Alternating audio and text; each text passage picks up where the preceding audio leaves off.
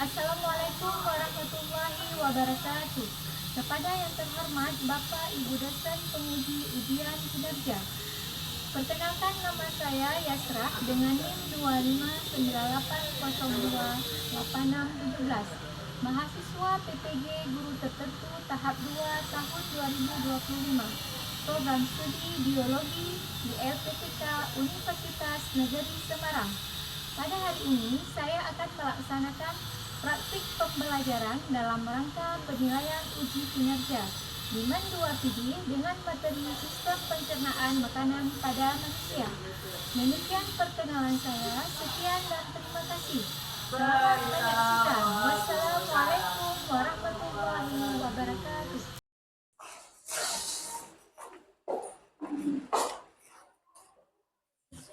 Mari kita semua memberi salam. Assalamualaikum warahmatullahi wabarakatuh.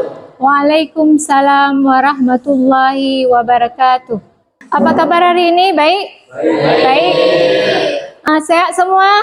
Sehat. Ada makan pagi? Ada. Nah, kebetulan pas sekali materi kita hari ini tentang sistem pencernaan pada manusia. Nah, apabila kita tidak makan, maka kita tidak akan ada energi untuk belajar. Nah, jadi sebelumnya kita mulai baca doa. Silakan ketua kelas pimpin doa. Sebelum kita belajar, marilah kita berdoa dulu. Berdoa dimulai. Bismillahirrahmanirrahim. Rabbi sholli sadri wa yassirli amri wa uqdatan min lisani yafqahu qawli. Rabbi zidni ilman warzuqni fahman. Terima kasih semua anak-anak ibu. Nah, selanjutnya ibu akan mengabsen kalian ya. Alif. Ya, Ibu. Fatan. Ya, Ibu. Alhamdulillah hadir semua. Jadi sebelum kita memulai materi kita, coba kita speaking dulu ya. Kita semangat dulu ya. Tepuk 1, siap. Tepuk 2. Tepuk 3. Tepuk semangat. Dah. Baiklah anak-anak, kita akan memulai pelajaran kita. Nah, sebelum ibu melanjut materi selanjutnya, ada yang masih ingat materi kemarin tentang apa? Silakan. Tentang sistem pencernaan pada hewan. Apa itu sistem pencernaan pada hewan? Adalah suatu sistem yang berfungsi untuk memecahkan makanan pada hewan. Ya, benar sekali. Ada yang lain? Silakan Isan. Suatu proses membusukkan makanan pada hewan untuk menghasilkan energi yang dimulai dari mulut, saluran pencernaan, lambung, dan usus. Iya, tepat sekali. Berarti kalian semuanya udah menguasai materi kemarin ya? Udah paham semua ya? Nah, selanjutnya kita akan mempelajari materi selanjutnya tentang sistem pencernaan pada manusia. Nah, sebelum ibu menjelaskan materinya, kita lihat dulu indikatornya atau tujuan dari pembelajaran ibu, yaitu pertama, siswa dapat menyebutkan struktur organ-organ pencernaan pada manusia. Yang kedua, siswa dapat menjelaskan struktur sel penyusun jaringan pencernaan dan mengaitkan fungsinya. Nah, kemudian model pembelajarannya adalah satu, discovery learning, yaitu memberikan kesempatan kepada peserta didik, kepada siswa untuk menemukan konsep-konsep biologis melalui pengamatan dan eksperimen. Nah, selanjutnya strategi pembelajaran yaitu praktikum. Eksperimen sederhana yaitu melakukan kegiatan langsung untuk mengamati struktur dan fungsi. Sebelum ibu menjelaskan materi, ada yang tahu nggak apa itu sistem pencernaan pada manusia? Silakan. Sistem pencernaan pada manusia adalah rangkaian organ yang bekerja sama untuk mengolah makanan menjadi zat gizi yang bisa diserap tubuh, lalu membuang sisa yang tidak dibutuhkan. Benar sekali. Nah, jadi kita akan melihat tentang sistem pencernaan makanan pada manusia. Pencernaan makanan yaitu proses pengolahan makanan menjadi zat-zat makanan yang dapat diserap oleh darah dan sisa-sisa makanannya dibuang keluar dari tubuh. Proses pencernaan makanan ada dua, yaitu proses kimia dan proses secara mekanik yang dilakukan oleh siapa? Ada saluran pencernaan dan kelenjar pencernaan. Nah, untuk lebih jelasnya, mari kita simak video tentang sistem pencernaan pada manusia ya, sebagai berikut. Coba masing-masing kita perhatikan. Mari kita belajar dan mengenal sistem pencernaan manusia. Video ini akan membahas mengenai sistem pencernaan manusia, mulai dari fungsi organ, proses pencernaan, makanan yang baik untuk pencernaan, serta gangguan pada sistem pencernaan manusia. Halo teman-teman, namaku Dita. Hari ini, aku akan melakukan perjalanan yang sangat seru ke dalam tubuh manusia. Nah, kalian sudah tahu belum bagaimana perjalanan makanan di dalam tubuh manusia? Kalau belum, kita lihat yuk. Let's go. Ada yang namanya mulut, kemudian ada kerongkongan, lambung, usus halus, dan yang terakhir ada usus besar.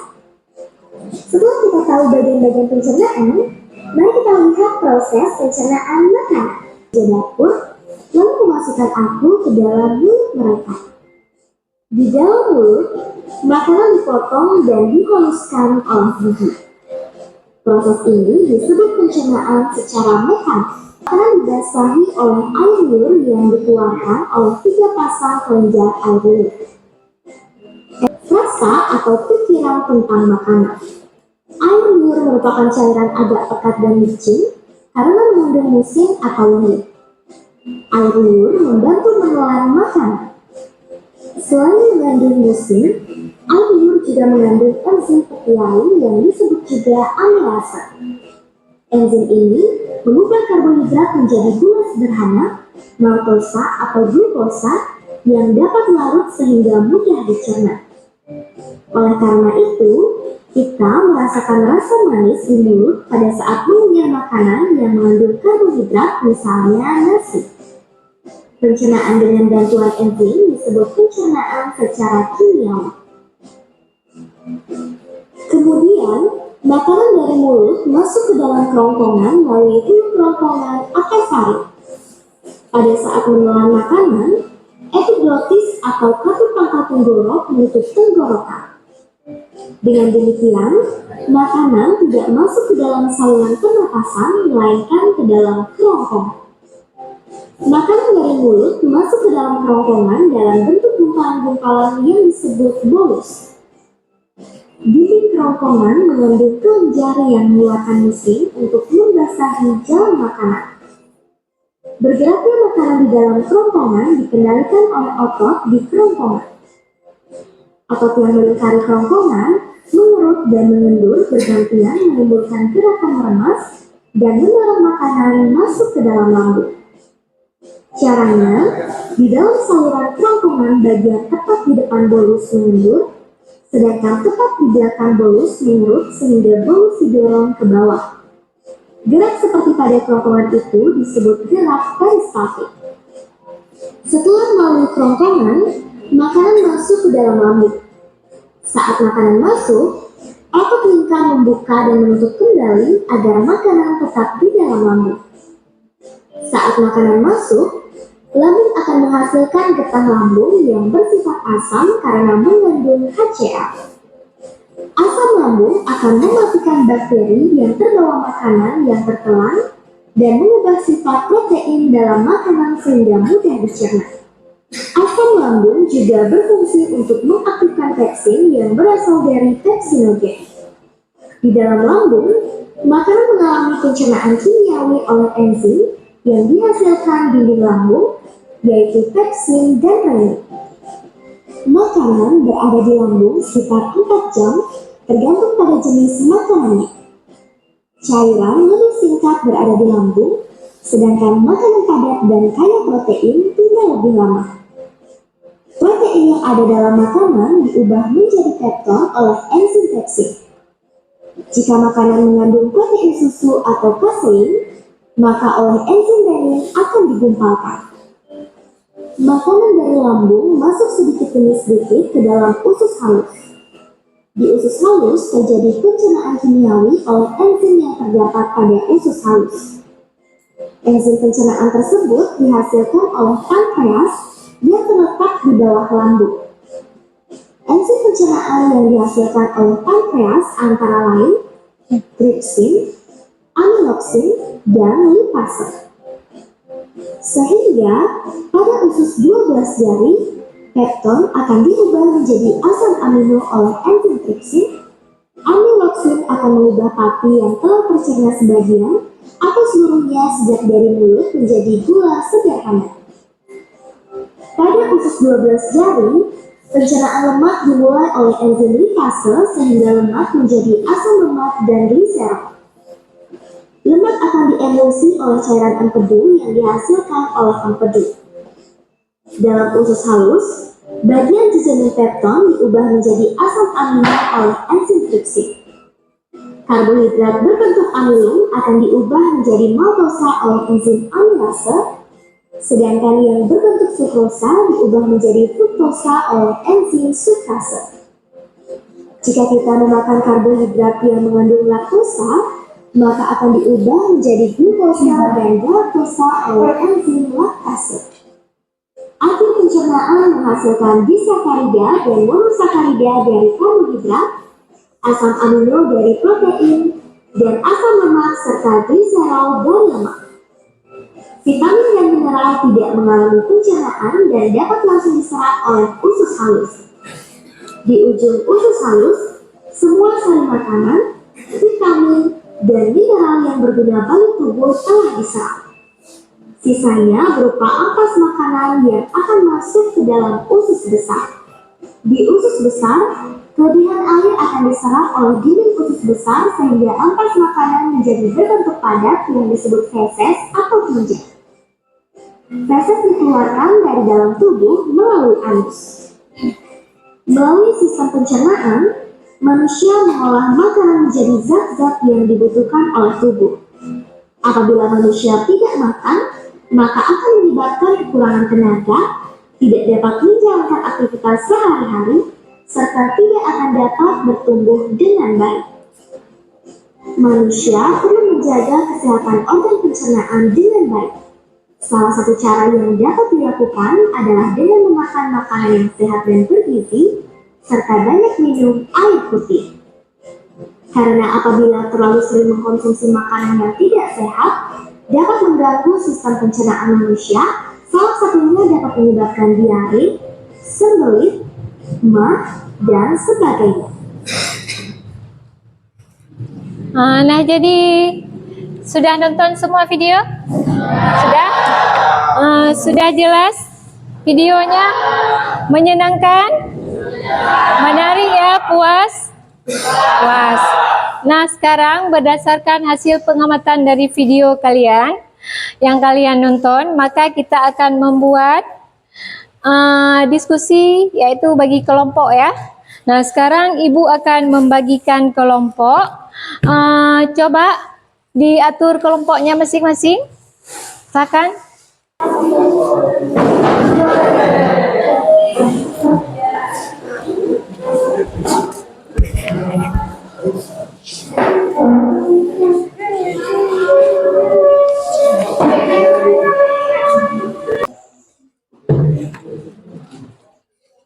Jadi Ibu bagikan menjadi 4 kelompok. Jadi Ibu bagikan LKPD untuk kalian.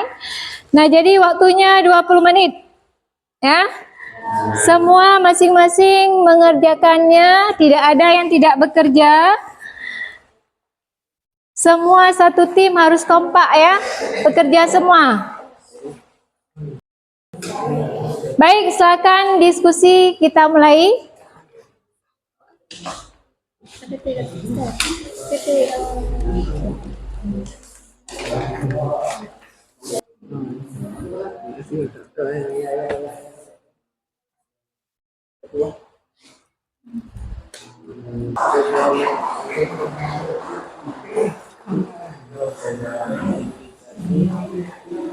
Bagian-bagian lambung. Semua bekerja ya.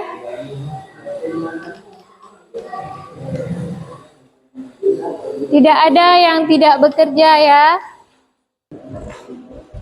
Waktunya tinggal 10 menit lagi ya. Tolong diperhatikan waktunya. Jawabannya semua dijawab.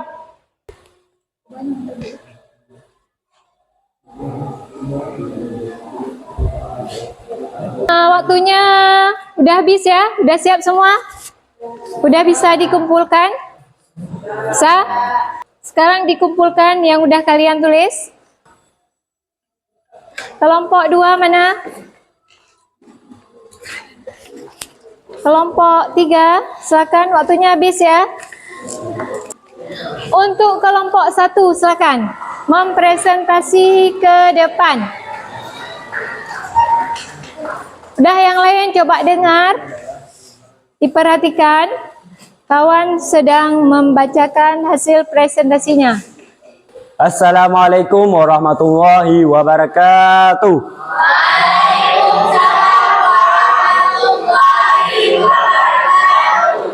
Saya ketua kelompok 1 ingin memaparkan hasil pengamatan kami. Pengamatan kami tentang mengidentifikasi bagian-bagian esofagus atau kerongkongan. Nama bagian 1. Sphincter esofagus atas. Fungsinya mengontrol aliran makanan atau mengatur tekanan. 2. Sphincter esofagus bawah. Fungsinya mencegah reflux asam lambung dan mengontrol aliran makanan. Inilah pencernaan yang terjadi pada esofagus.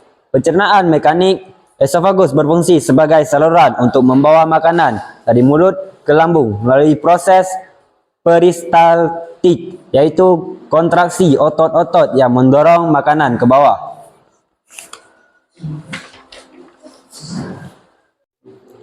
Di esofagus tidak terjadi pencernaan kimiawi yang signifikan.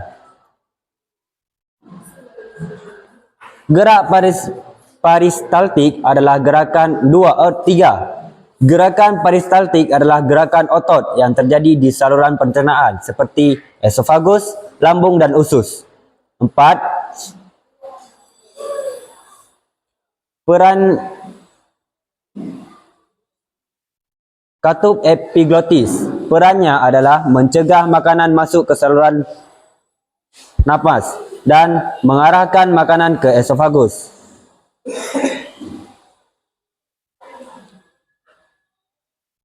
Dan ada peristiwa tersedak yang terjadi di tenggorokan, yaitu gara-gara makanan tidak ditelan dengan benar, makanan terlalu besar atau tidak dikunyah dengan baik, gangguan pada fungsi epiglotis.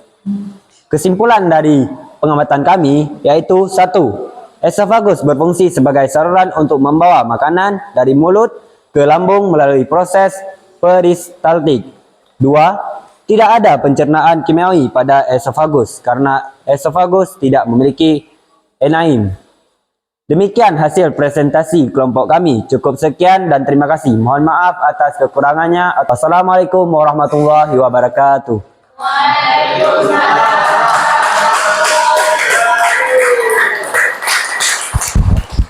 kasih kepada kelompok 1. Selanjutnya kelompok 2, silakan.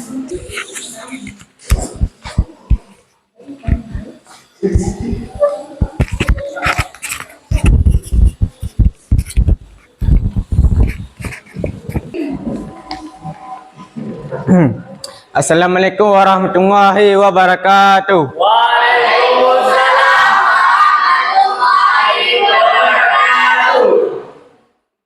Saya ketua dari kelompok 2 akan mempresentasikan hasil pengamatan kami. Berdasarkan hasil pengamatan kami, yaitu mengidentifikasi bagian-bagian lambung. Bagian lambung terdiri atas 3 bagian. Yang pertama adalah fundus, bagian atas lambung. Fungsinya menyimpan makanan dan peregangan. Yang kedua yaitu kardiak. Fungsinya mengontrol masuknya makanan, mencegah reflux. Yang ketiga yaitu adalah pilotus, mengontrol keluarnya makanan dan mengatur laju pencernaan. Jenis pencernaan apa saja yang terjadi dalam lambung? Yang pertama, pencernaan mekanik dilakukan oleh otot-otot dinding lambung. Yang kedua, pencernaan kimiawi dilakukan oleh enzim dan asam lambung yang terjadi dalam getah lambung. Apa yang terjadi pada lambung seorang penderita mak? Yang pertama adalah terjadi gangguan karena dinding lambung mengalami iritasi atau peradangan. Yang kedua, menyebabkan rasa perih, panas dan nyeri ulu hati. Kesimpulannya adalah lambung memainkan peran penting dalam proses pencernaan dan penyerapan nutrisi. Lambung membantu memecahkan makanan menjadi bentuknya lebih sederhana sehingga dapat diserap oleh tubuh. Demikianlah paparan presentasi kelompok kami. Mohon maaf atas kekurangannya. Assalamualaikum warahmatullahi wabarakatuh.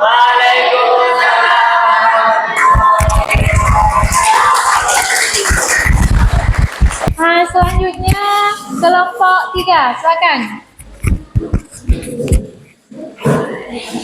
Dan mari kita perhatikan kelompok 3, silakan. Assalamualaikum warahmatullahi wabarakatuh.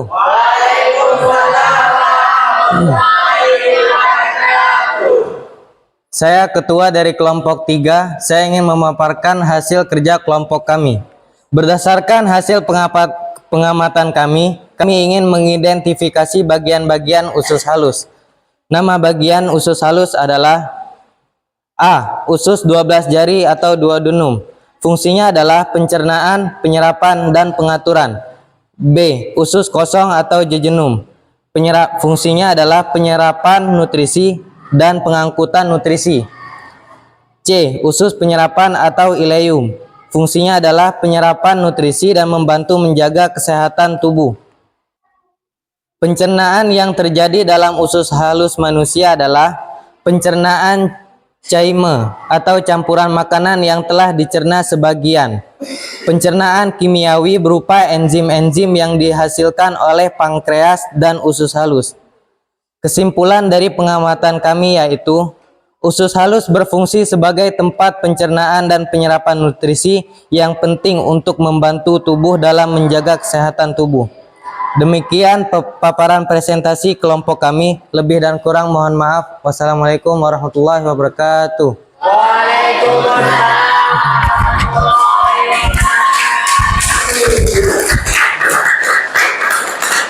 Terima kasih untuk kelompok 3. Selanjutnya kelompok 4. Assalamualaikum warahmatullahi wabarakatuh.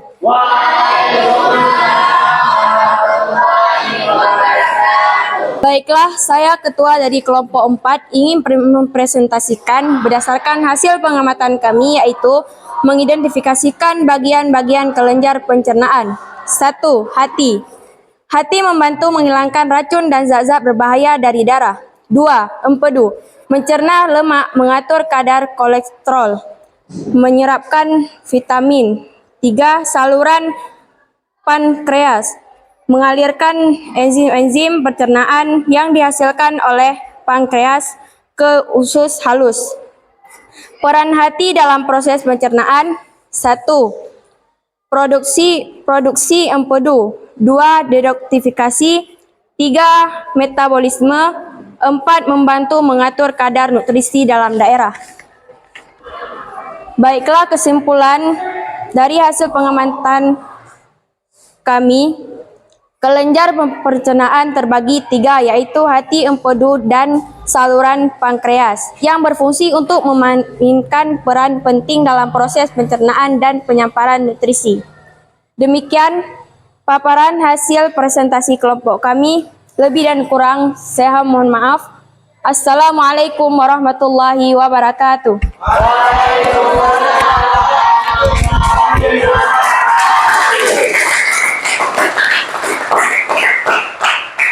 Baiklah, untuk diskusi kelompok kita sudah selesai.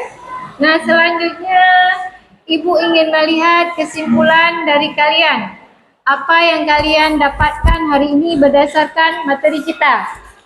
Nah, jadi berdasarkan hasil presentasi kalian hari ini dan setelah kita mempelajari materi tentang sistem pencernaan hari ini, maka Ibu akan menyimpulkan materi hari ini yaitu tentang sistem pencernaan pada manusia. Nah, yang mana sistem pencernaan pada manusia adalah pengolahan dari zat-zat makanan yang terjadi pada tubuh manusia yang dimulai dari mulut kita makan, kemudian masuk ke kerongkongan. Nah, kemudian masuk ke lambung. Selanjutnya dari lambung dibawa ke usus halus, kemudian dibawa ke usus besar.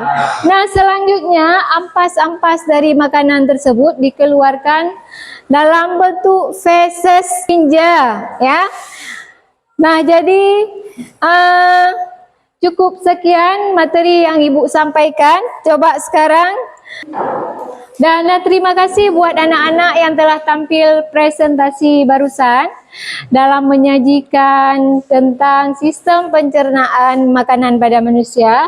Nah, jadi Ibu merasa sangat puas dan senang terhadap presentasi kelompok-kelompok kalian yang mana alhamdulillah berjalan dengan lancar, sukses dan jawabannya pun sangat memuaskan, ya. Terima kasih buat kalian semua. Tolong tepuk tangan. Nah, jadi untuk menguji kemampuan kalian sejauh mana materi hari ini, nah, jadi Ibu ingin mengadakan post test, ya. Tolong dikeluarkan kertas masing-masing. Nah, jadi soalnya ada di papan, langsung dijawab, ya. Jangan ditulis soal lagi. Langsung dijawab 3 soal. Waktunya Ibu kasih waktu 5 menit. Silakan. Langsung dijawab.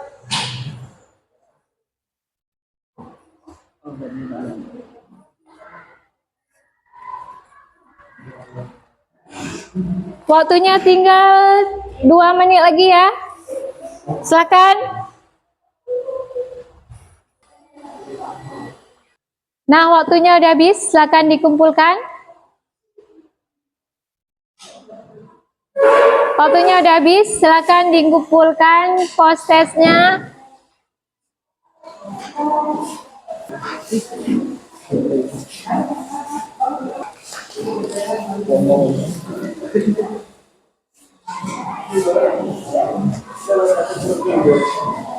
Nah, jadi hasil post test kalian akan Ibu bagikan minggu depan, ya. Semua akan Ibu nilai sesuai dengan kemampuan yang kalian tuliskan, ya. Terakhir coba kita lihat tentang refleksi pembelajaran, ya. Nah, jadi di refleksi ini ada 4 pertanyaan. Apa yang sudah kalian pelajari hari ini? Silakan, Isan. Pencernaan pada manusia. Iya, betul sekali. Gimana pembelajaran hari ini? Seru nggak? Apa nih hal yang menarik selama pembelajaran tadi? Silakan. Silakan, Alif. Seru. Hal yang menariknya adalah tentang pembelajaran ini, yaitu tentang penjelasannya sangat menarik. Iya, terima kasih, ya. Buat yang masih bingung, bagian apa yang masih kalian belum paham? Silakan. Silakan. Tentang lambung. Ada yang lain? Bagaimana kerja pencernaan? Iya. Nah, bagi yang masih bingung tentang lambung dan tentang apa satu lagi tadi? Cara kerja cara kerja pencernaannya. Nah, jadi nanti bisa kita ulang untuk minggu depan, ya. Dan tolong dibuka-buka materi yang tadi lagi, dilihat-lihat, ya, diulang-ulang lagi. Yang nggak jelas nanti ditanya kembali. Nah, selanjutnya ada saran nggak tentang pembelajaran hari ini? Silakan. Ada? Silakan Alif. Caranya kita buat speaking yang lebih seru lagi depannya. Iya, mantap. Nah, jadi untuk minggu depan kita buat lagi yang lebih semangat ya. Nah, sebelum Ibu akhiri, kita membaca doa dulu ya. Silakan kita mengucapkan hamdalah. Alhamdulillahirabbil alamin. Nah, jadi untuk hari ini sekian dan terima kasih. Assalamualaikum warahmatullahi wabarakatuh.